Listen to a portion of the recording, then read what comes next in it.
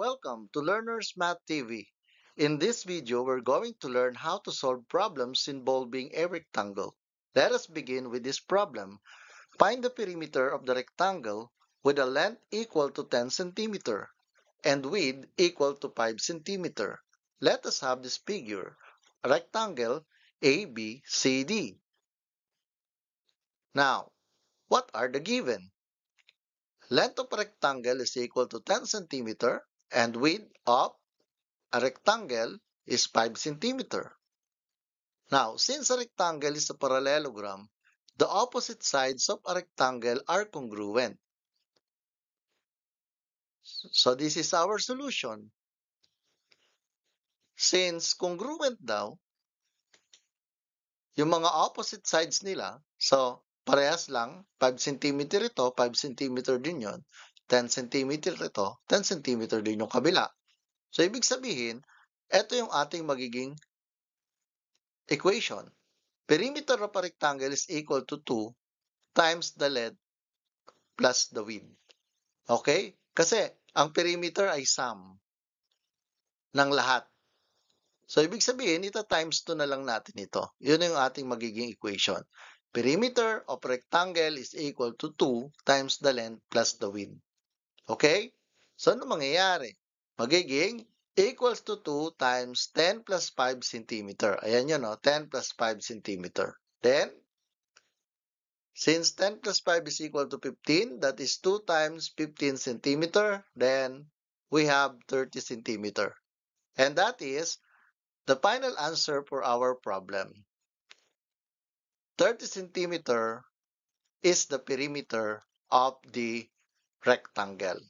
Now, for our next problem, the perimeter of the rectangle is 30 centimeter and its length is 10 centimeter. Calculate the length of the diagonal of the rectangle.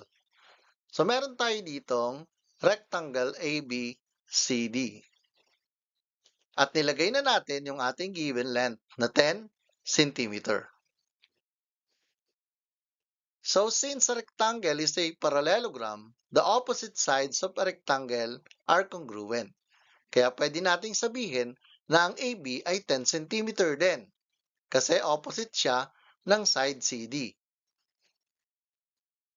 And then, yung BC ay pwede rin nating sabihin 5 cm. Bakit? Kasi ang perimeter natin ay 30 cm.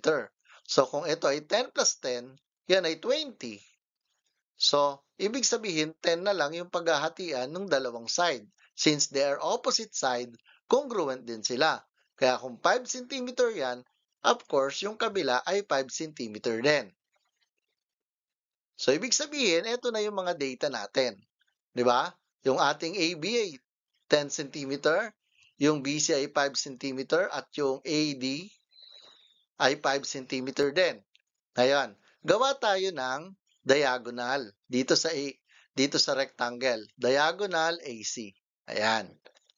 So, kung meron tayong diagonal AC dyan, ibig sabihin, ito yung ating solution.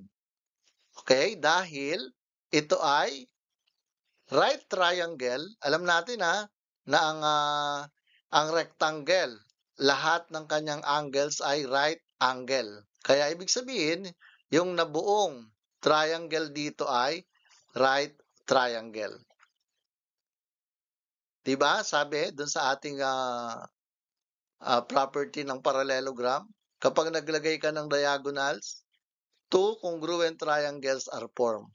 So, may dalawa tayong triangle actually dyan.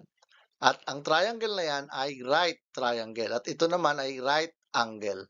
So, magiging solution natin ngayon ay using Pythagorean theorem, kasi sinasabi sa Pythagorean theorem that the hypotenuse, the square of the hypotenuse is equal to the sum of the square of the legs of the right triangle.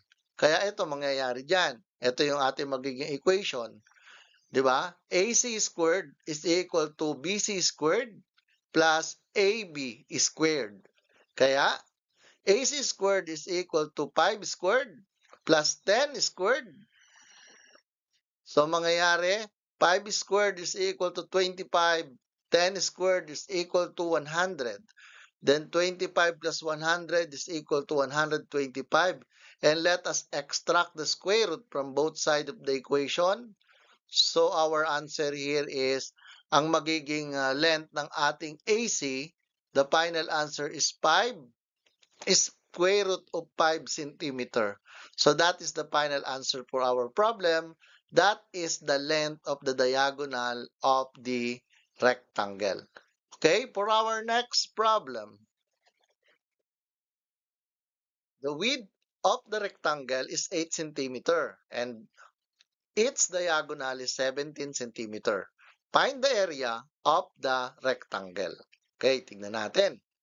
Okay, meron tayo ritong figure. Ang sinasabi dyan, yung diagonal niya raw ay 17 centimeter. Yan yung ating given.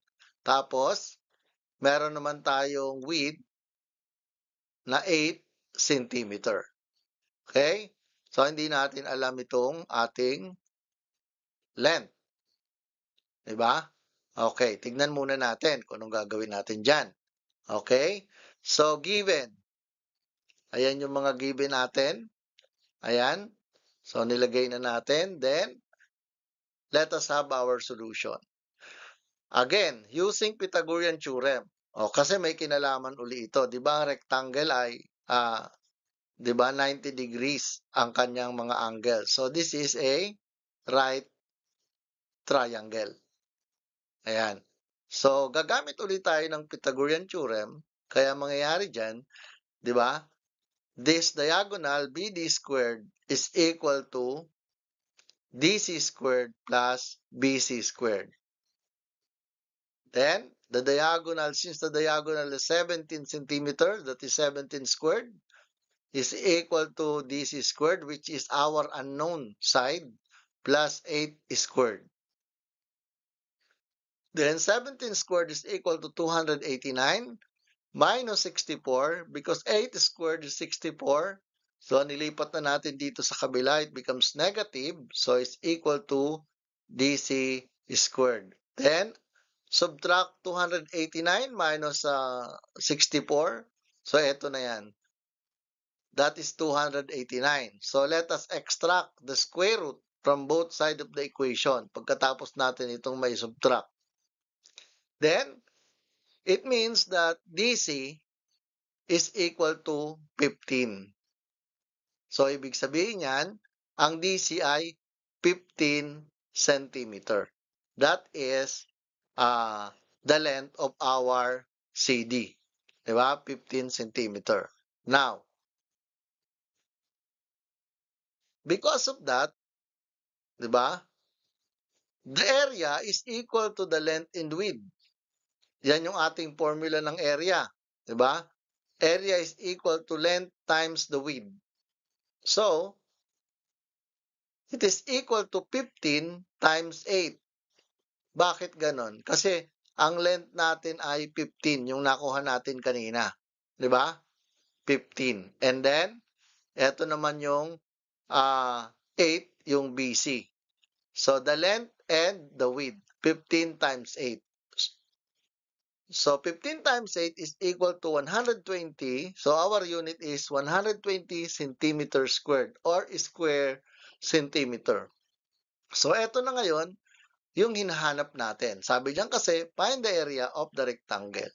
So, 120 square centimeter is our final answer. Okay? Lagi nating tatandaan, sa math, ikaw ay magiging mahusay kung lagi kang handang mag-practice o magsanay.